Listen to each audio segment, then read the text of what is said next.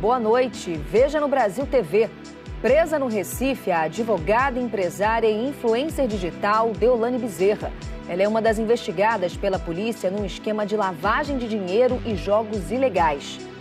25 estados brasileiros registram focos de queimadas.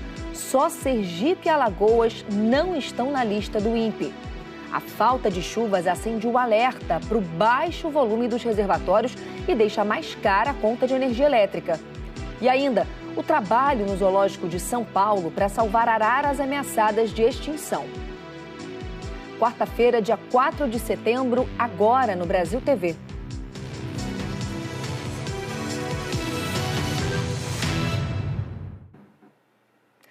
Policiais de 6 estados fizeram uma grande operação hoje contra uma organização criminosa investigada pela prática de jogos ilegais e lavagem de dinheiro.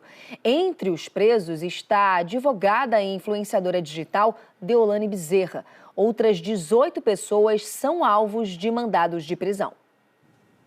Deolane Bezerra foi presa em um hotel na capital pernambucana. A prisão foi nas primeiras horas da manhã, durante uma operação da Polícia Civil de Pernambuco. A mãe de Deolane, Solange Bezerra, também foi presa na operação. Ela passou mal e precisou ser levada para uma unidade de saúde. A prisão dela foi confirmada por uma irmã de Deolane em uma rede social. A Justiça também expediu mandado de prisão e de busca e apreensão contra o empresário Darwin Henrique Filho, um dos donos da plataforma de aposta online Esportes da Sorte.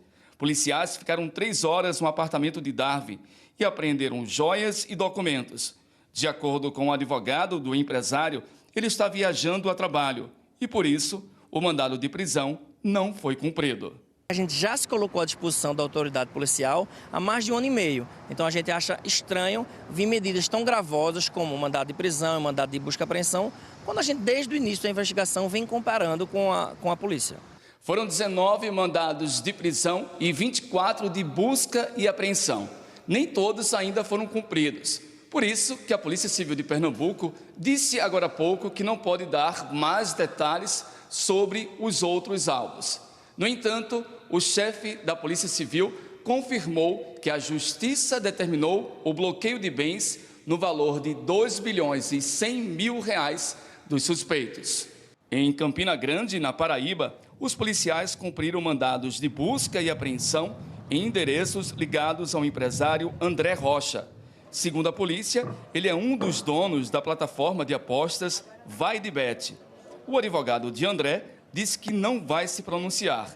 Os agentes apreenderam moedas estrangeiras, como dólares, euros e libras, além de carros de luxo. As várias células da organização criminosa também operavam no ramo de bets, mas o básico, né, o crime de origem, a gente ressalta que dizem respeito a esses jogos que não são considerados, que não são autorizados pela legislação brasileira. Então, as bets eram utilizadas pela organização criminosa também, além de outras empresas na lavagem do dinheiro, desse dinheiro ilícito que era oriundo desse ramo ilegal de jogos. A investigação começou no final de 2022. 170 policiais participaram da terceira fase da operação, que foi realizada hoje em 6 estados. Os agentes apreenderam joias, dinheiro vivo, carros de luxo e até uma aeronave.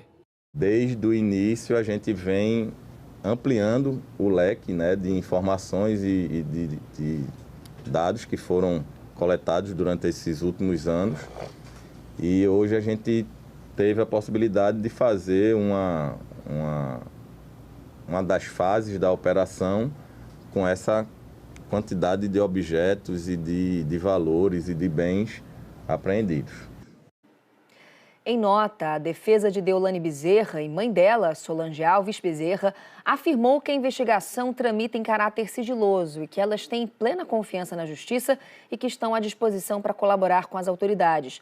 A defesa disse ainda que está tomando todas as providências cabíveis para garantir o respeito ao sigilo processual e para responsabilizar aqueles que, porventura, estejam divulgando informações inverídicas ou confidenciais de forma indevida.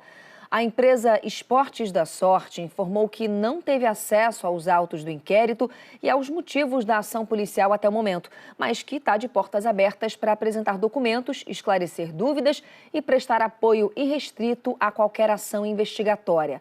A defesa da plataforma de apostas Vai de Bet declarou que não vai comentar a investigação.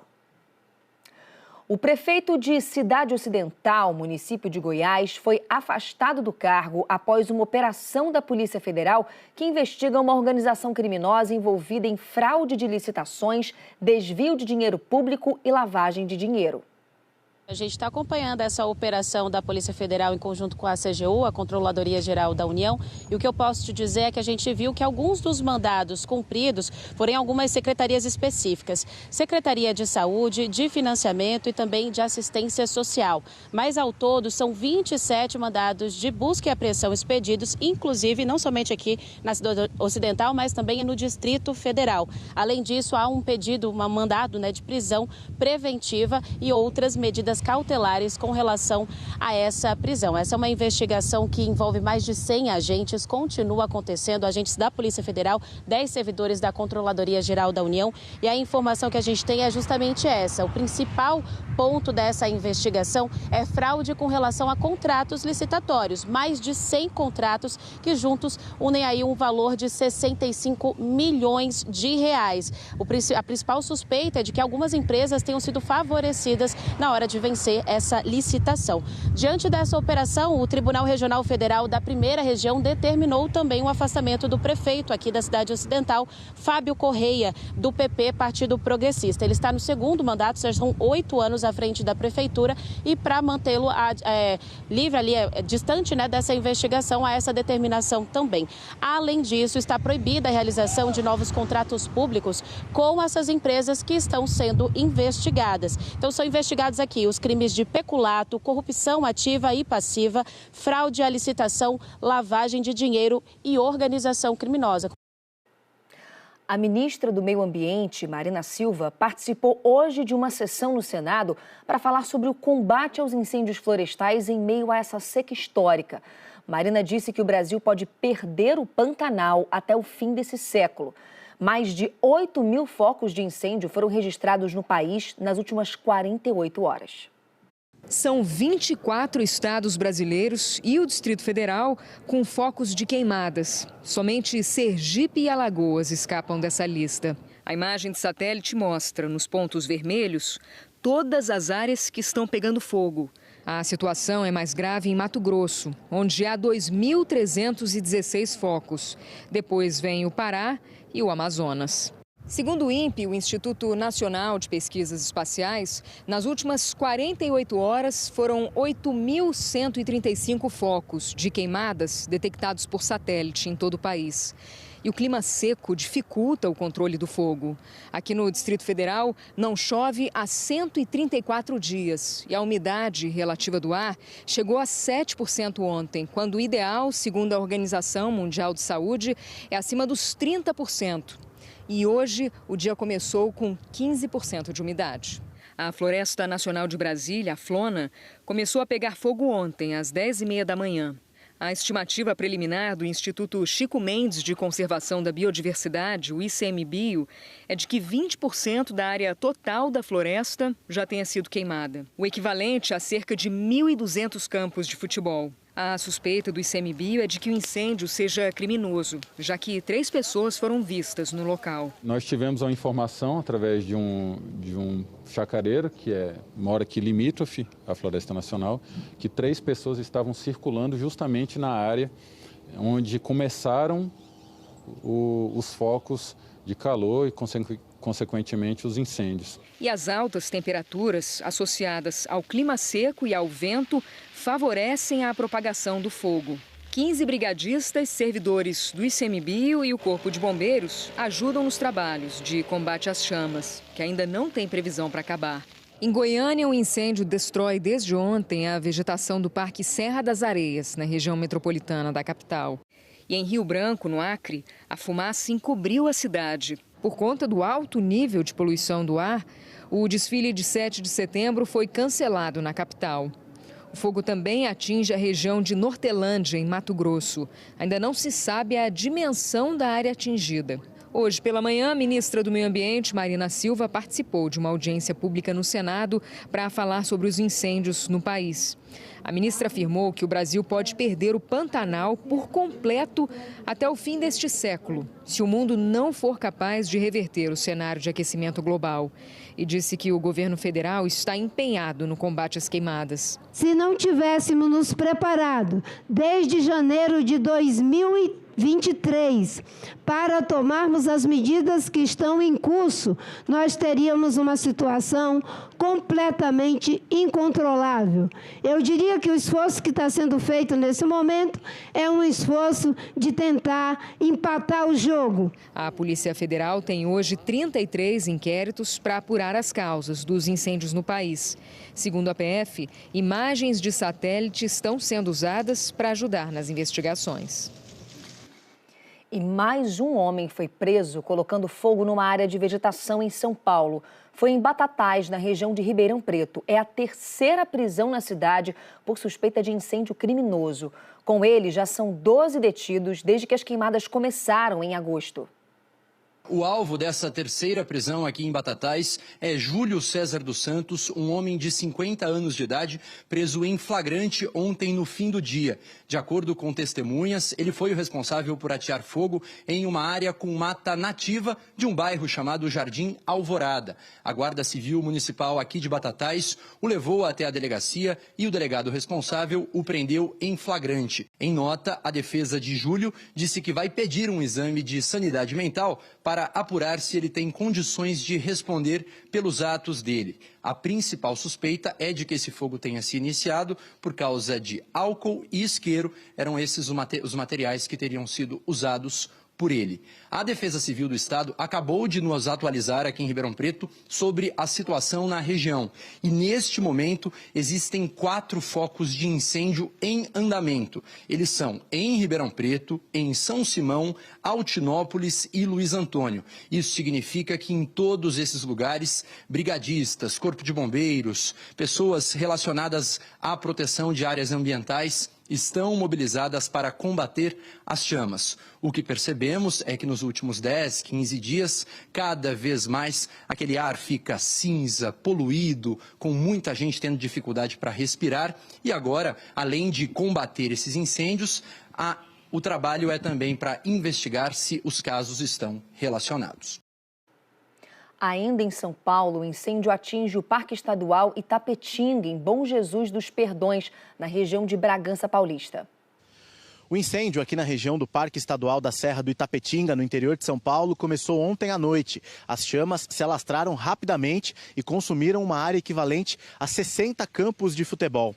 Durante toda a madrugada e a manhã desta quarta-feira, equipes da Fundação Florestal, Defesa Civil do município de Bom Jesus dos Perdões e também brigadistas de ONGs aqui da região Bragantina trabalharam no combate às chamas. São lugares de difícil acesso, que dependem de acesso via trilhas e que dificultam a chegada de caminhões-pipa e veículos com tanques d'água para ajudar no combate ao incêndio.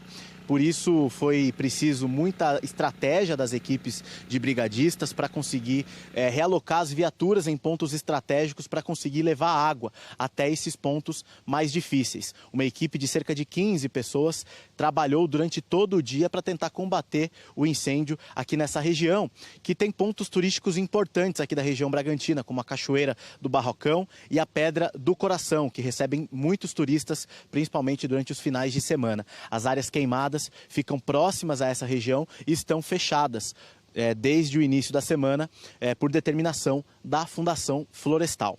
De Bom Jesus dos Perdões, Lucas Rangel para o Brasil TV.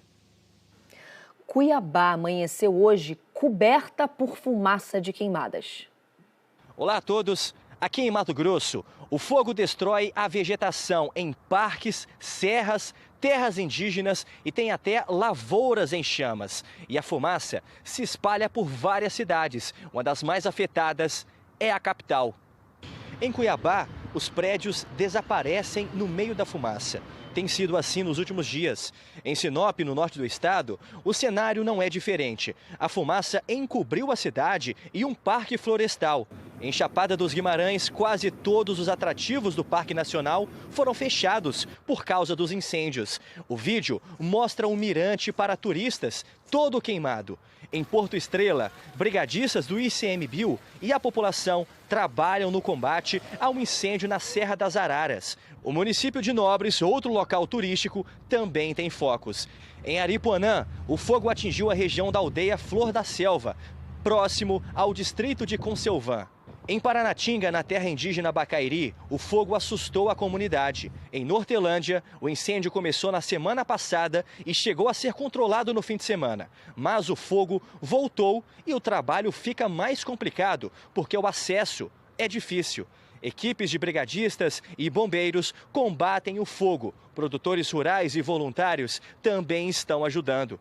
Hoje, os bombeiros militares combatem a 39 incêndios florestais em Mato Grosso. Segundo dados do INPE, o Instituto Nacional de Pesquisas Espaciais, neste momento existem 1.298 focos de calor ativos em todo o estado.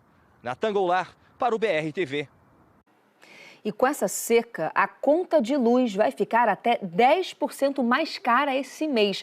É que algumas usinas térmicas já foram acionadas e outras entram em operação até outubro. O calendário diz que ainda é inverno, mas está quente, muito quente em boa parte do país. Quem tem ventilador ou ar-condicionado em casa não quer desligar. O problema é que a conta de luz fica pesada.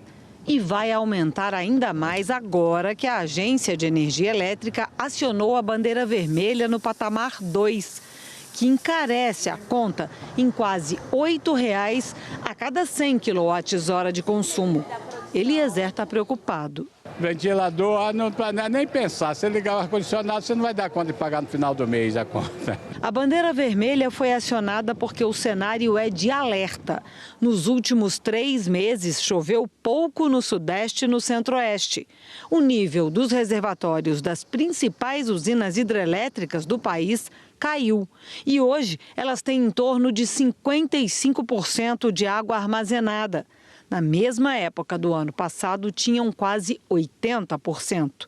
Numa reunião nesta terça-feira, o ministro de Minas e Energia pediu ao Operador Nacional do Sistema Elétrico que faça um plano de contingência para garantir que não falte energia até 2026.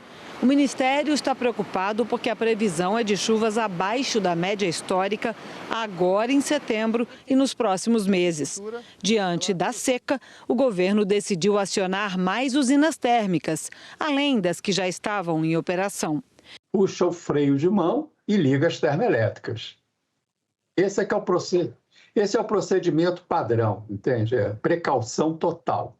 As termoelétricas são acionadas para que as usinas hidrelétricas, gastem menos água dos seus reservatórios até começar o período da chuva, que é em novembro. A energia gerada pela térmica é bem mais cara que a das hidrelétricas, por isso vai ter bandeira vermelha este mês. O aumento com essa taxa extra varia de acordo com o consumo de cada família, mas economistas estimam que deve ficar em torno de 10%. E isso vai pressionar a inflação. E como o custo da energia afeta toda a economia, o coordenador do Índice de Preços do FGV IBRE avalia que o impacto da medida pode ameaçar, inclusive, o cumprimento da meta de inflação do ano. E se não houver a prática de uma bandeira de menor valor até dezembro, aumenta muito a probabilidade da gente encostar na meta ou até ultrapassar. Porque existem outras pressões que podem promover uma aceleração da inflação nesse período. O mercado de trabalho está muito aquecido, há uma demanda um pouco mais forte nesse momento. Houve uma desvalorização cambial grande, existe o efeito indireto do aumento da energia sobre segmentos de prestação de serviço e pode também repassar esse aumento de custo, né, para o seu preço final. No Pantanal de Corumbá, em Mato Grosso do Sul, um turista morreu num acidente de barco na região conhecida como Porto Índio. A suspeita é que o baixo nível do Rio Paraguai possa ter influenciado no acidente. A previsão é que o corpo seja liberado hoje para a família que mora no Paraná. A vítima foi identificada como Mauro Roberto Piovesan, de 65 anos, de Curitiba. Ele sofreu um ataque cardíaco. Outra vítima ficou gravemente ferida na área do rosto e também nas axilas e foi levada para o pronto-socorro para receber os cuidados médicos. Já o piloteiro ficou em estado de choque depois dessa situação. Os três estavam de barco nas proximidades do Porto Índio e a embarcação virou. E o motor que estava ligado teria atingido as vítimas. A Polícia Civil daqui de Corumbá e a Capitania Fluvial do Pantanal investigam o caso. Os bombeiros fizeram levantamento na região da Serra do Molar e identificaram 20 pontos de bancos de areia, situação que requer cuidados redobrados. Hoje, o nível do Rio Paraguai está 21 centímetros abaixo da régua da Marinha de Ladário. Se trata de um dos piores índices dos últimos anos. O cenário comum é esse bem aqui. Estamos na praia do Porto Geral, na frente da cidade, e o que a gente vê são muitas pedras e muita fumaça que toma conta da paisagem pantaneira. De Corumbá, Jaderson Moreira para o Brasil TV. A seguir, o resgate de uma arara azul na zona sul do Rio. A ave pode ter sido domesticada e não sabia procurar alimento. E no Zoológico de São Paulo, os biólogos querem fazer a reprodução em cativeiro de araras para soltar os filhotes na natureza. É já já.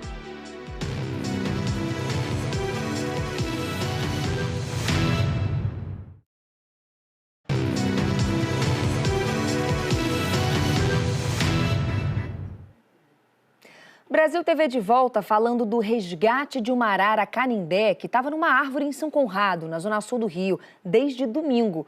Os moradores acionaram ambientalistas porque estranharam o comportamento da ave, que parecia debilitada. O Alexandre Henderson acompanhou o trabalho hoje de manhã e explica pra gente. Foram 20 minutos entre a chegada da escada rotatória e o resgate da arara canindé, presente em vários biomas brasileiros, inclusive no Rio de Janeiro. Com todo jeito, os bombeiros do Batalhão da Gávea conseguiram retirar a ave de uma altura de cerca de 20 metros. Final feliz. Os moradores dizem que a ave ficou parada nos galhos dessas árvores aqui em São Conrado, na zona sul do Rio, desde domingo. Para a patrulha ambiental, o fato do animal não conseguir se deslocar para outro lugar é um sinal de que a arara foi domesticada por algum morador da região que criava o bicho em cativeiro. A tranquilidade no momento do resgate é um outro indício. Aparentemente, a ave não estava machucada, ela vai ser atendida por um médico veterinário e depois encaminhada para o Centro de Triagem de Animais Silvestres do Estado. Lá, eles vão avaliar se ela vai ser ou não reintroduzida na natureza. Alexandre Henderson para o Brasil TV. E falando em araras, o Zoológico de São Paulo criou um novo espaço para os visitantes conhecerem a arara azul de Lear. Como é uma espécie ameaçada de extinção, os biólogos do zoológico trabalham num projeto de reprodução em cativeiro para que depois as araras possam ser soltas na natureza. A Ananda Apple mostra pra gente. O Zoológico de São Paulo tem 19 araras azuis de Lear e pela primeira vez estão sendo exibidas 4 delas. Algumas nasceram há 6, outras há 8 anos, elas vivem em média 40 anos. E agora elas receberam um recinto próprio, com a reprodução de uma rocha, um paredão rochoso, que é típico do sertão baiano e que é o único lugar no Brasil onde elas ocorrem na natureza. A gente trabalha com um programa de reprodução delas. Então, a nossa função nesse programa é formar uma população de segurança, onde a gente tem que reproduzir esses indivíduos e formar novos casais, para que a gente mantenha essa população ativa ao longo dos anos. E também alguns indivíduos que nascem, a gente consegue destinar para o programa de soltura na região do Boqueirão da Onça, que fica na Caatinga Baiana. Você está dando ração para elas, né? Mas o que elas devem comer também? Bom, aqui a gente faz uma dieta balanceada, então a primeira dieta delas é uma ração própria para aves, né? para araras, e também a gente fornece alguns frutos e algumas sementes, entre elas a semente licuri. O licuri é o principal alimento que essa ave consome em natureza. Que é um coquinho que ocorre numa palmeira na Bahia. Exatamente, é um coquinho, então esse fruto é o que eles consomem em natureza. E a gente tinha 4 espécies de araras azuis no Brasil, uma já está extinta, então agora é questão de preservar essas outras. Exatamente, hoje são 3 espécies, arara azul grande que vive no Pantanal, arara azul de Lear, que vive na Caatinga, e a ararinha azul, que também é muito ameaçada, que vive na Caatinga baiana também. Então agora o público já pode conhecer a arara azul do sertão baiano. Esse é o principal objetivo, né? Até agora, 5 araras azuis de Lear já foram destinadas para soltura na Caatinga do sertão baiano. O Brasil TV fica por aqui. Outras notícias logo mais no Jornal Nacional, às 8h40 da noite, hora de Brasília. Uma ótima noite para você e até amanhã. Tchau, tchau.